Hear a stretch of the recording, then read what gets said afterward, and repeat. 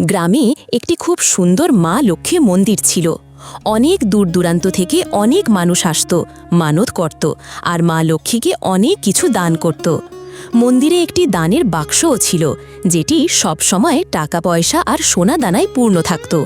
সেই গ্রামের এক প্রচণ্ড লোভী মহিলা প্রতিদিন মন্দিরে যেত, মা লক্ষ্মীকে প্রণাম করত আর একদিন সুযোগ বুঝে সেই দানবাক্সটি চুরি করে নিজের বাড়িতে নিয়ে চলে আসে।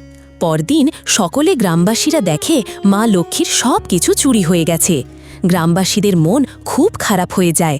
সকলে মিলে বলে, মা লক্ষ্মী, যিনি এই পবিত্র জিনিস চুরি করেছে তাকেই তুমি কঠিন শাস্তি দাও। রাতে সেই মহিলা চুরি করা বাক্সটি খুলতেই তার মধ্য থেকে একটি বড় সাপ বেরিয়ে আসে।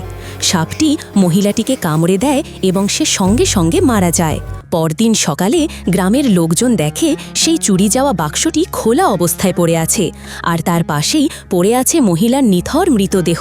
তখন সবাই সব কিছু বুঝতে পারে। আর তুমি এখনও কমেন্টে জয় মা লক্ষ্মী লেখলে না?